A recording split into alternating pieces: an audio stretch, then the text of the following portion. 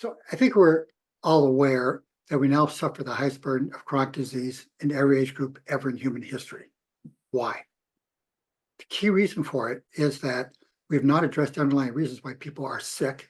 And not only that, but when we do treat people who are sick, we tend to use generic interventions like drugs and such, which primarily treat the symptoms of the disease. Drugs rarely actually deal with the causes of disease. So we want to deal with causes of disease, but we also recognize that each individual is biochemically unique. And what might be needed by one person may be totally different from another person. So these genetics susceptibilities set us up for increased need for certain nutrients, increased susceptibility to certain environmental toxins, or increased susceptibility to particular diseases, all of which can be managed if we understand the uniqueness of a person's biochemistry. So when we say understand a person's unique biochemistry, it's easy to say, it's actually hard to do. So what is that unique biochemistry? So our bodies are basically enzyme machines. That means everything happens in our body happens by the activity of an enzyme. Now, the enzyme is composed of a protein core that's determined by our genetics. Now, there are 3 million single nucleotide polymorphisms that change how well this protein core is being made. Now, in addition to the protein core, we then need the cofactors that change the protein into an enzyme. And those cofactors are typically vitamins and minerals. So if you're in an environment where there's inadequate vitamins and minerals, even if your protein core is made right, the enzyme doesn't work very well. But we now added an even bigger problem, and that is we've added environmental pollution. Now, the way environmental pollution causes a lot of disease is by competing with the natural cofactors for the enzyme and replacing them and putting themselves into that protein, and now that protein can't work anymore because it's been poisoned. So basically, it's a poisoned enzyme. So we start looking at, well, how many enzymes are there in the body? Well, there are about 5,000. Well, how many things we know affect those enzymes in the body? Well, we have hormones, we have chemical mediators, we have vitamins and minerals, we have environmental toxins. There's lots of factors. So we look at those various factors. It turns out there are about 250 vitamins, minerals, fatty acids, carotenoids, flavonoids, all these nutritional factors, not just vitamins and minerals, but all the nutritional factors in food. There are about 250 of them that are known to affect human physiology. And then there are almost 200 chemicals and metals in the environment that are poisoning us.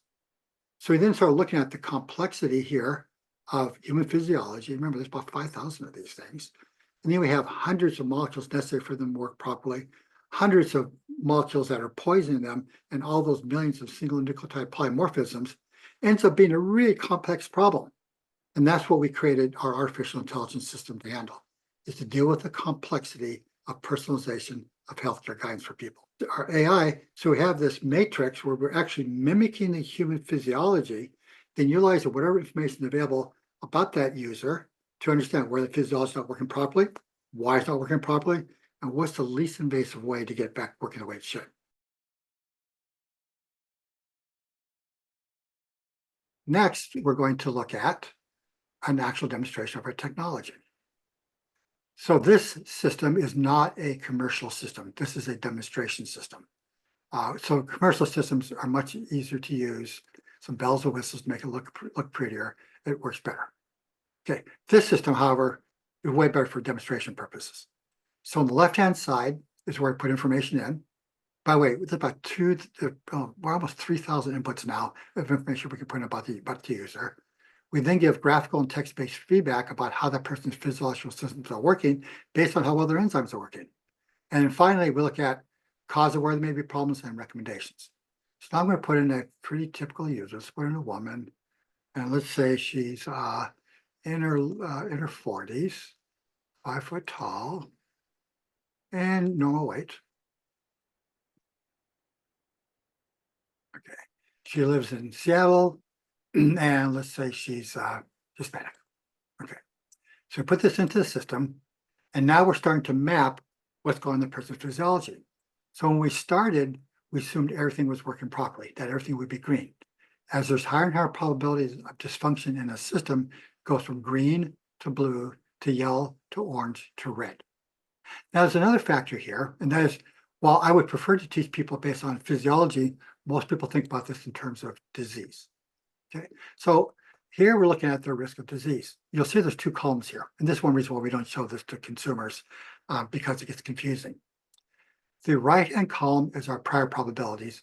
The left-hand column is our current probabilities. So what do I mean by that? So every time we put information in about the person and we hit the submit button, it updates our probabilities. So before we put anything into the system, we knew nothing about that person whatsoever. Here were the a priori probabilities. That means what's the probability of these conditions in the general population? So for example, you take 100 people in the general population, 30% of them are going to get a bone fracture. 39% are going to get diabetes, okay? And in myocardial infarction, et cetera, and 4% are going to get prostate cancer. Remember, we don't know if it's male or female when we start out. Now we put in, we know that it's a female. Aha, 0 chance of prostate cancer. And we know she's living in Seattle, where we have low vitamin D levels, and she has increased risk of osteoporotic fracture because she lives in Seattle. Also, it turns out people who are on the lean side tend to be a little more susceptible to bone fracture than those who have normal weight. Okay, now what we're going to do, and by the way, so just like we have two columns here, we have two columns over here. We're looking at potential recommendations for people. Here's the general population recommendations. This start at 48% for vitamin D. Vitamin D is a very common nutritional deficiency. Well, she just told us she's living in Seattle, so this water vitamin D probability just popped up a bunch. So we can put in a lot more information about this person. We can put in diseases that they may have, lifestyle, drugs they're taking, et cetera. All I'm going to do right now is I'm going to put in her labs. But before I put in her labs, I'm going to go back to her family history. So the reason she's come to see the doctor or the user is this person has a family history of diabetes. They don't want diabetes, and they come to you as a doctor or then all with the corporate wellness program trying to decrease people's diabetes. Okay, so let's put in she's got a family history of diabetes. Yes, there. Look there, and look at that. Diabetes has gone up. Now she's up. It went from the general population risk of about 1/3 of people getting diabetes to now she has a 50-50 chance of getting diabetes. So now let's look and see what is her risk and her other modifiable factors. And let's look at environmental medicine. So it turns out that most of the disease epidemic we're experiencing is due to environmental toxins poisoning our enzyme systems. So let's put in a very common environmental toxin. Let's put in arsenic. Now you might say, well, why are you putting arsenic in? Isn't that just when people are trying to poison people? Well, yeah, that does happen. But the reality is that 1/3 of the North American population has arsenic levels high enough to cause disease. That's right, 1 out of 3 people. So let's look at this from the perspective of diabetes. Put in, she's got arsenic, and oops, her diabetes just popped up another 18%, didn't it? Now she's got a pretty high probability of diabetes. Well, what if, let's put in some other things. What if she's also exposed to bisphenol A? Now, it's not going to have a big effect, okay, but the more toxins the person has, the more dysfunction happens in their body. So I put that in, and she pops up a couple percent, okay, 1% or 4%. So it's not a real bad diabetogen. Oh, by the way, that's what the researchers are calling these metals and chemicals in the environment. They're calling them diabetogens. Now let's look at another very common diabetogen called phthalates. And you may know you get phthalate exposure from things like health and beauty aids because they're intentionally put into health and beauty aids to stabilize the fragrances, they make it more soluble, etc. So let's put in, let me just hit all of them. So she's got all the phthalates. That's typical. Rarely will a person have one phthalate. They'll typically have many phthalates. So we put the phthalates in, and let's see what happened to her diabetes risk. Look at that. She's now at 89% diabetes risk. Once you get into the reds, there's a high probability she's already has the disease, just hasn't been diagnosed yet. Now, we had started out with the assumption that she was normal weight. What if she was overweight? Okay, a fair amount overweight. And by the way, this might sound like a lot. I just described 1/3 of our population. No, notice things. 1/3 have high arsenic levels. 1/3 are overweight. A quarter have elevated phthalate levels. And these are common problems. So let's put in she also is a bit overweight, and look at what's happened. She's now at 99% probability, 96% probability of having diabetes. Okay, so at this point, she would have diabetes. So now looking over here, we're now looking at what are the things we can recommend to that person to decrease her risk for her risk of diabetes? What are nutrients we can use? Environmental toxins, botanical medicines, lifestyle recommendations. We even recommend foods and recipes based on their nutritional and metabolic needs. Now, we have not installed this in the system yet. I hope to it someday. So a person comes in, let's say this person comes in, they've got diabetes. This is important. is diabetes. Because the problem with diabetes is not only is it a disease that hurts people, they can live with it for a long period of time. So damage gets worse and worse and worse. Diabetes is such a big problem now that it accounts for 1 out of 4 healthcare dollars, something we got to deal with. So when you say to a person, okay, let's do a little what if. And we can also look at this. We can hide the categories and look at the top 10. So what are the top 10 most important things for people to do? And one that came up with, well, Flortin. Well, why do we recommend Flortin as something that's important? So we can click on the Flortin, up comes an explanation. And it turns out Flortin helps decrease arsenic toxicity, helps the body decrease, metabolize arsenic more quickly and helps protect the DNA from arsenic. How do we know that? Well, there's all these research citations. I'm going to click on one of them. You can see the abstract. So in the logic in our system, we have 15,000 logic elements, and there are 40,000 research citations. Every citation can be looked at so people can see why we're making recommendations. Now let's go back to what I said before about, let's do a what if thing. So this person comes in, now she's got diabetes, and she comes in and says, what are you gonna do about my diabetes? Well, we'll say to her, well, first thing we're gonna do is we're gonna run your labs, and we're gonna see, do you have diabetogens in your body? And the answer is, well, yes. So what happens if we start getting rid of your diabetogens? Let's get rid of arsenic, for example. Let's just start with just arsenic, and we'll get rid of arsenic, and you can see it just dropped. You're still in the red, but you went from 96 to 82%. Okay, we're making progress. So rather than going through all of them, let's get rid of the bisphenols and let's get rid of phthalates. And by the way, I know I focus on just a few factors, many other known factors, nutritional and toxins that can be addressed for people with diabetes. Well, let's just get rid of those. Let's go on this. And what has just happened? Now we've significantly decreased your diabetes risk. And then we go back to and say, okay, now there's one more factor here. We're helping get rid of these toxins, but do you know these toxins are also called obesogens? So by getting rid of these toxins and work with you on your diet, let's get you back to what is a healthy weight for you. Okay, let's go to the system, let's submit it. And now you can see we've dramatically decreased your diabetes risk. Remember, we started at 96%. Now, if you had diabetes, all the way down, we now got less than 50%, and we can engage in other factors as well to systematically, step by step, help that person become healthier. So this is what our system is about. It's about personalization of healthcare. It's very rigorous. It's science-based. And we already know that when you help people get the nutrition up and get the toxins down, particularly ones most important for them, they get healthier. It's not just avoiding disease in the future. They get healthier and they know it, and they're more willing to then continue to engage in healthy behaviors. Thank you for your attention.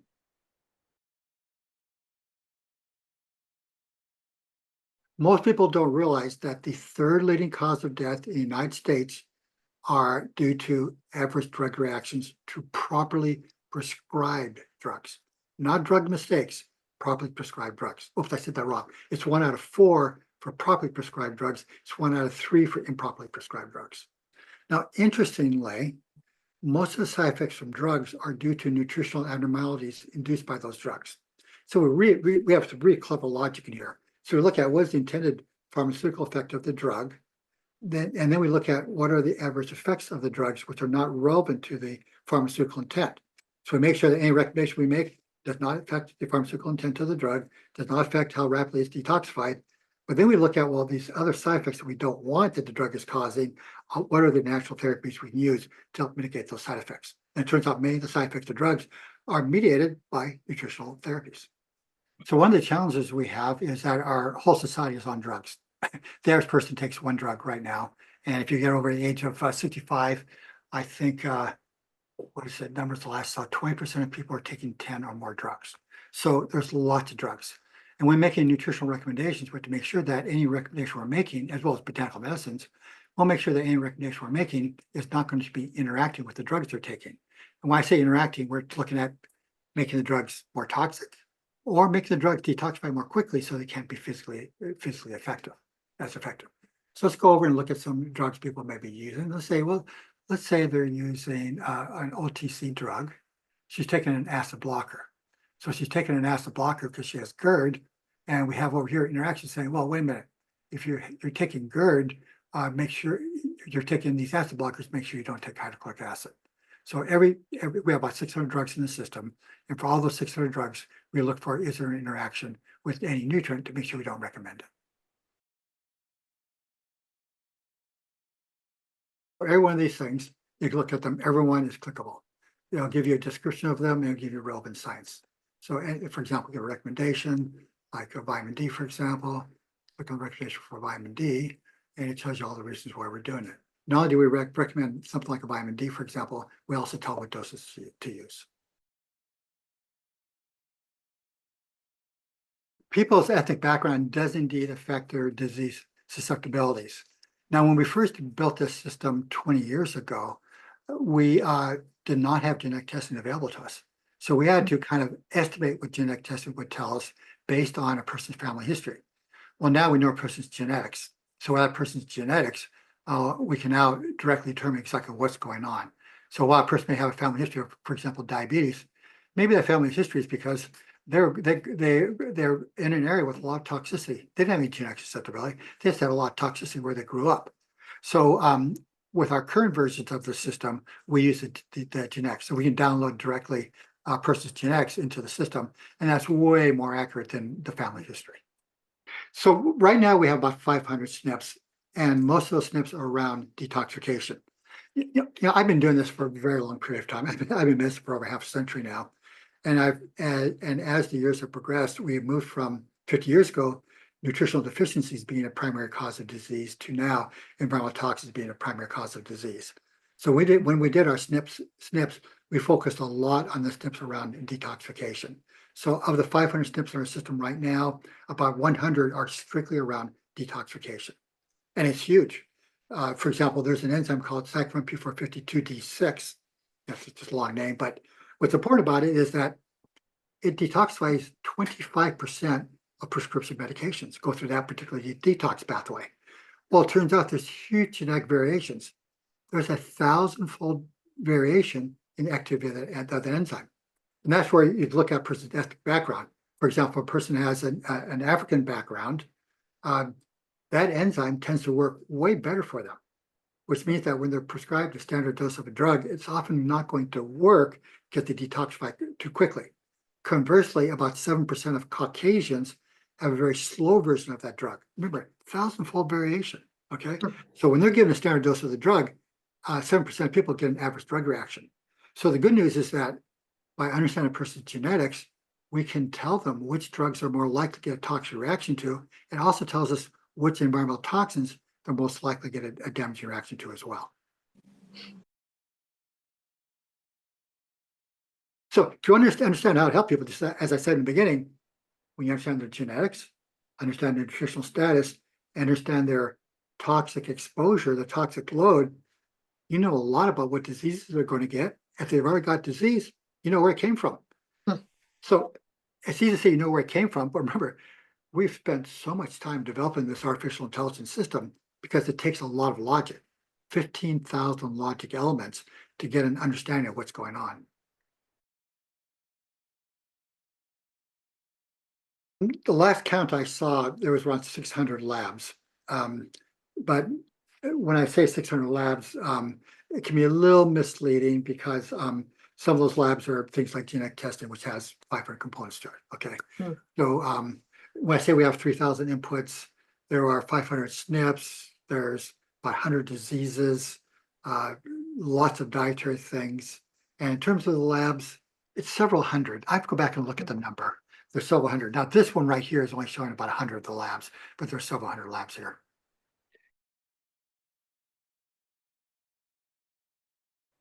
So you recall one of the things we did was you capture a person's zip code. That zip code is very, very helpful. We're using the zip code in two ways. Way number one is as a way to start understanding what a person's nutritional deficiencies may be. Now, what's happening here is the USDA every few years assesses the diets of about 50,000 Americans and determines what nutrients they are deficient in. They look at about 15 different nutrients, look at the probability of deficiency, and they break it down by gender, age, ethnic background, and region of the country.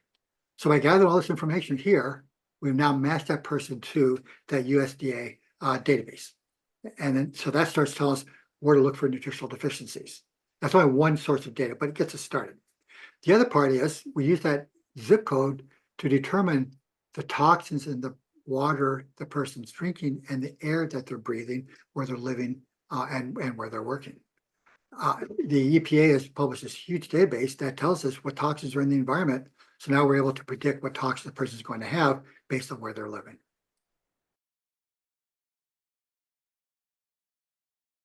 Okay, so let's look at diabetes, because that's rampant disease. When I was in naturopathic medical school half a century ago, it affected 1% of the population. Now it's 15%. Something pretty significant has happened.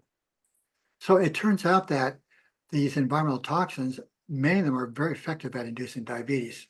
And they do it through basically three mechanisms. Mechanism number one, and the most important, is binding to insulin receptor sites. So we know that prediabetes is also called insulin resistance. So we'll talk about why people have insulin resistance. They have insulin resistance because these chemicals are binding to insulin receptor sites, so they can't see the insulin.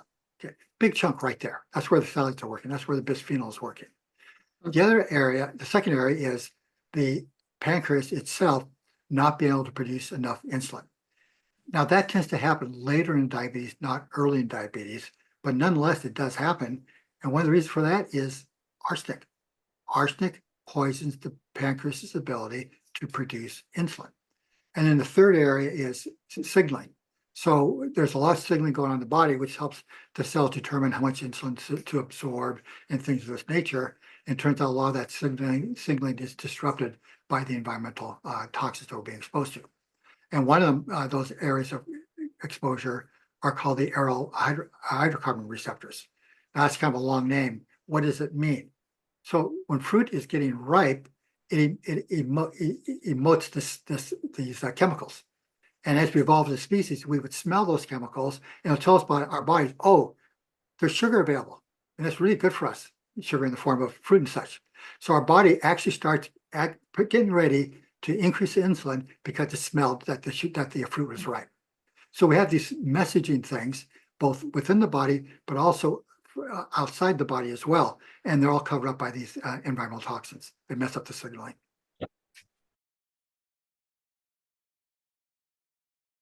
When I first started looking at this about 25 years ago, I looked at all the artificial intelligence system being used in medicine. And conventional medicine was able to show that AI works in a number of areas very, very effectively. So AI is used, for example, to help interpret x-rays, to interpret laboratory tests, and to diagnose some simple diseases. So in a relatively simple clinical setting, an AI can actually outperform a doctor. The problem is the AI that's been used are basically what are called either rules-based or they're big data. These have advantages and disadvantages. So the rules-based ones work very well if you have a simple question. So if your simple question is something like, does a person have an ear infection? Well, you just ask them very simple questions. Is their ear hurting? Do they have a fever? When you look in the ear, is it red? It's very straightforward, works really well on a rules-based system. But when you're dealing with more complex conditions, which what most people experience, it's way more complex and there's a lot of uncertainty. So the way that people try and use AI in conventional medicine are doing right now, they're doing something called big data. And they're saying, oh, we want an AI for diabetes. Well, let's go into PubMed and pull every research article around diabetes, and let's just have the AI, the big language system, go through it, try to make all kinds of sense, and then we'll use that for diagnosing and treating diabetes. There's a lot of problems here. Number one is the medical database called PubMed at this point is huge. But while the hugeness is not a problem, what is a problem is it's full of bad research. What I mean by that, it's full of research that was fraudulently designed to prove a particular purpose or to prove a particular drug is going to be useful. Now, if your people are good researchers, they can go in and look at that research, compare it to other research, and realize there's a problem. But when you're using these big models, they don't deal with it very well. But there's an even bigger problem. Conventional medicine is based on the concept of standardization of disease, standardization of the diagnosis of the disease, standardization of treatment of disease. And inherent in that is the assumption of standardization of the humans with the disease. Okay. Now, some situations that works fine. Person comes in with a massive infection that's overwhelming their body, give them an antibiotic, very straightforward. But for the diseases of daily life, like diabetes, for example, it's way, way more complex, and simplistic answers don't work. But more importantly, focus on treating disease typically then goes to, well, what drug is used to treat that disease? But it does not look at why the person has the disease and how to reverse the underlying causes for the disease. So you saw the demo I just did on diabetes. Well, guess what? You're not going to get that in a big data model, okay? Because a big data model will be dominated by the drug interventions for diabetes. They're not going to be spending much time on these physiological functions about why people have diabetes. So conventional medicine-based AIs are based on disease diagnosis and treatment using big data models on PubMed. We're saying, no, wait a minute. Let's look at the physiology of the person and use PubMed to understand the physiology, where it's not working properly, and how to make it work properly. So I've been teaching natural medicine for a very long period of time now. And one of the questions I ask students, and students ask of me, is, how do you know if you're treating a patient in a curative manner or a suppressive manner? So suppressive is an old natural medicine concept that if you treat a disease with a drug and that only alleviates the symptoms of the disease will continue unabated, and its underlying causes, since they're not addressed, will continue making the disease worse and worse. That's what naturopaths are saying by they're suppressing the symptoms of the disease, so disease gets worse. And they predicted over 100 years ago that if you treat disease with suppressive drugs, you get more chronic disease. Guess what? They were right. We have way more chronic disease now than we ever had in the past.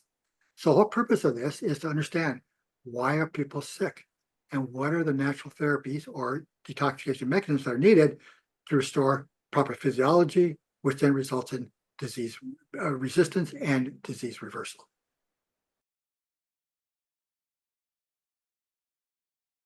A well-known principle in computer science is garbage in, garbage out. So one of the challenges with using big data for creating AI for conventional medicine is that to depend upon a database, which is called PubMed, which is supposed to be fully curated and peer reviewed. In the past, it has been. But for about the last 20 years, there's been a huge problem of a lot of fraudulent research being published. And what's happening is basically in the area of drugs, there are many drugs that are being, drug trials that are coming out that are designed to make the drug look good. And then they got published. But when you look at the actual research and compare it to other research, you find that no, it's not done. It's not consistent with other research.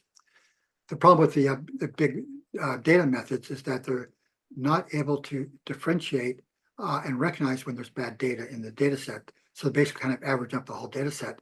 And there's so much fraudulent data in the data sets, they're not going to come up with the right answers.